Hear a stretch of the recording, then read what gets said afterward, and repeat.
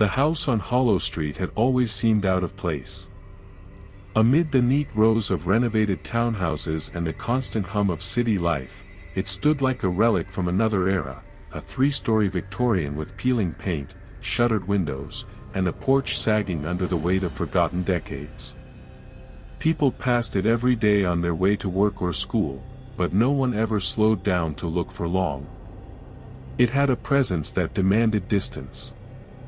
City records said it was built in 1924 by a man named Theodore Harlow, a banker whose family vanished one autumn evening without a trace.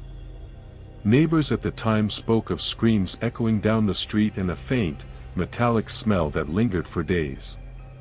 The police found the front door wide open, the dinner table set, and a single chair overturned.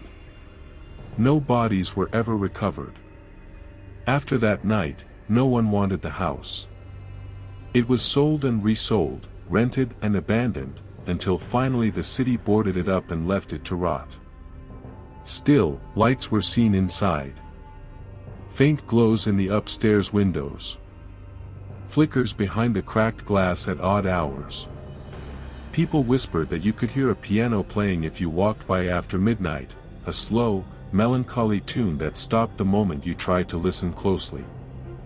One October evening, a young urban explorer named Daniel Cole decided he wanted to see the inside for himself.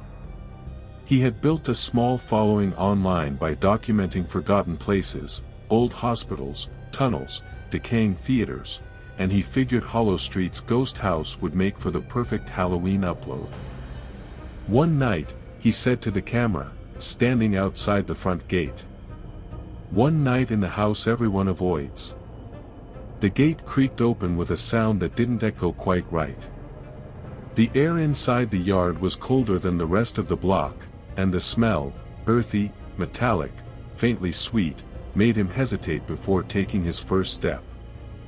He crossed the overgrown path, brushing past weeds that looked like they hadn't been touched in years, and reached the porch. The boards groaned beneath his weight. The front door was chained shut, but one of the boards covering the window beside it had been pried loose. He slid through, landing in the dust-choked foyer. It felt wrong immediately. The kind of wrong that vibrated in your bones, subtle but unmistakable. The air seemed heavier, thicker. Dust hung in the light from his flashlight like it refused to settle. Every sound, the scrape of his shoe, the creak of the floor, came back distorted, as if the house had its own acoustics. He swept the light across the walls. Old portraits stared back, their faces smeared with time. The wallpaper, once a floral green, had turned the color of parchment. In the dining room, the table was still set, plates, silverware, even glasses, all coated in decades of dust. A candle stood at the center, melted into a shapeless lump, as if it had burned without ever being extinguished. Daniel set up his camera on a tripod. "This is room 1, he said. "It's exactly like the old report said. Looks like someone left in a hurry." He laughed softly, trying to sound casual. "If I start hearing a piano, I'm leaving."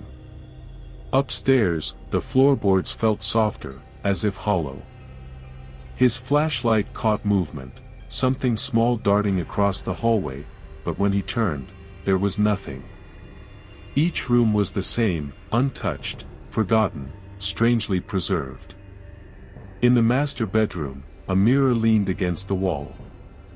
Its surface was warped, blackened at the edges, and when he looked into it, he swore for a second he saw a shape behind him. But when he turned, the doorway was empty. He checked the mirror again.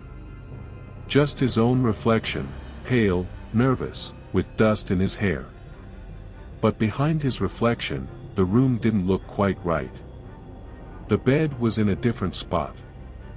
The curtains were open. A faint figure sat at the vanity, motionless. His breath caught. He stepped back, but the image didn't change. Slowly, the figure in the mirror turned its head toward him. The sound that came next was not human. It was a whisper layered with another whisper, like two people speaking in opposite directions. The light flickered. Daniel stumbled backward, knocking over his camera. The moment he looked away from the mirror, the sound stopped. When he looked again, the mirror only showed his own terrified face. He left the room, his pulse hammering. The hallway felt narrower now. He descended the stairs faster than he realized. At the base of the staircase, something new caught his attention, faint music, drifting from somewhere deeper in the house. A piano. The melody was soft, sad, strangely familiar. Each note echoed as if played in another time. He followed the sound to a room at the back of the house. The door was ajar, though he didn't remember seeing it before. Inside was a parlor, dominated by a grand piano covered in dust. Its keys were moving on their own. Slowly. Gracefully. No one sat on the bench. He raised his camera again, hands trembling. "There's no one here," he whispered. It's playing by itself." The melody changed, becoming more deliberate, more insistent. His flashlight flickered and went out, leaving only the glow from his camera's red recording light. And then the piano stopped. Silence pressed in like a weight. A single note rang out, sharp, loud, from right behind him. He spun around. The lid of the piano had slammed shut. Dust floated through the air like ash. When he turned back toward the door, it was closed. He hadn't touched it. The knob rattled once, twice, then stilled. Daniel forced himself to breathe. "Okay," he said aloud, as if talking to the house itself. "That's enough for tonight." He reached for the doorknob. It wouldn't turn. He pulled harder. The metal was icy, almost burning his skin. The room seemed to tilt slightly, as if the whole house exhaled. Then the lights came on. The room was suddenly drenched in a pale, unnatural glow that came from no visible source. The chandelier above him swung gently, though there was no wind. Every object in the room cast two shadows, one natural, one moving. The piano keys pressed themselves down one by one, releasing faint notes that didn't quite form a melody. Daniel stumbled backward until he hit the wall.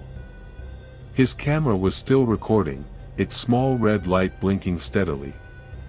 "If this is a prank," he said, voice shaking, "it's not funny." But even as he said it, he knew. There was no one else here. There couldn't be. The light began to pulse, dimming and flaring as though it had a heartbeat. Dust hung in the air like smoke. From somewhere upstairs came the slow sound of footsteps, deliberate, dragging, impossibly heavy. They paused above him, directly over the parlor, then continued toward the staircase. Daniel didn't move. He couldn't. His limbs felt like they were submerged in ice. The first step creaked. Then another. The sound grew louder, closer, until he could hear the rhythm of breath between each footfall. He lifted his flashlight with a trembling hand and aimed it at the doorway. The beam caught the staircase, empty. The steps, however, kept sounding, descending one after another. "Stop," he whispered, though his voice came out smaller than he intended. The steps obeyed. Silence filled the house again, vast and suffocating. Then came the whisper. It was soft at first, a murmur woven into the stillness. Daniel strained to hear, realizing it wasn't one voice but many, layered atop one another, repeating the same phrase he couldn't quite make out. The sound moved, crawling along the walls, seeping through the floorboards, surrounding him. His flashlight flickered. For a fraction of a second, he saw them, faint impressions on the walls, like shadows burned into plaster. Figures, dozens of them, frozen mid-movement, all facing him. When the light stabilized, they were gone. Daniel bolted for the door. It opened this time, slamming against the wall. He ran into the hallway, his breathing ragged, camera still clutched tight. The house groaned as though alive. The wallpaper peeled in long, curling strips. From the upstairs landing came the faint click of a door slowly swinging open. He forced himself toward the front entrance. The chain that had sealed it earlier was gone. Only the outline of dust remained where it had hung. He didn't think, he just ran. Out the door, down the cracked path, through the gate that wailed in protest as he shoved it aside. He didn't stop until he reached the end of the block. Only then did he look back. The house was dark again, every window black. But just as he turned away, a flicker of light appeared in the topmost window, like someone striking a match and holding it there. It vanished before his camera could refocus. Daniel uploaded the footage the next day, shaky and incomplete. Most viewers assumed it was fake, another clever hoax for Halloween. But there was something strange about the final frame. When the video cut to black, for a single instant, another image appeared, the dining room table, the candle in the center newly lit, wax dripping as if still burning. A week later, Daniel's channel went silent. His friends said he'd gone back to Hollow Street to film more. No one saw him after that. The police entered the house a few days later. They found his camera on the parlor floor, battery drained, lens cracked. The last recording was audio only, 37 minutes of faint breathing and the sound of someone walking in slow, endless circles. After the investigation, the city tried again to demolish the property. The first construction crew lasted half a day. Their machines failed without reason, steel cables snapped, a man broke his wrist when a beam fell from nowhere. They left, refusing to return. For a time, the house sat in silence. Then the reports began again. A delivery driver passing after midnight swore he saw the porch light flicker on. 2 teenagers claimed to hear piano notes echoing faintly from behind the boarded windows. One neighbor, an old woman who had lived on the street since the 1970s, told a reporter she sometimes saw faces in the glass. "They look like they're trying to get out," she said. The city declared the house condemned, sealed it again, and put up signs warning trespassers to stay away. But that never stops everyone. Urban explorers, ghost hunters, thrill seekers, they all come eventually. Most leave before midnight. A few never leave at all. There's a story that every time someone disappears inside Hollow Street, the house changes. A new portrait appears on the wall. A new shadow joins the others. And the piano, once silent, plays for one more night. No one knows what keeps the house standing when every other building on the block has been torn down or replaced. Some say it's the foundation, a network of tunnels that reach far below the street. Others whisper that it's not the house that's haunted, but the ground itself. If you walk by today, you can still see it through the gaps in the fence, the broken windows, the collapsed porch, the faint outline of words carved into the front door. Weather has worn them down, but if you look closely, you can still make them out. It says, "We never left."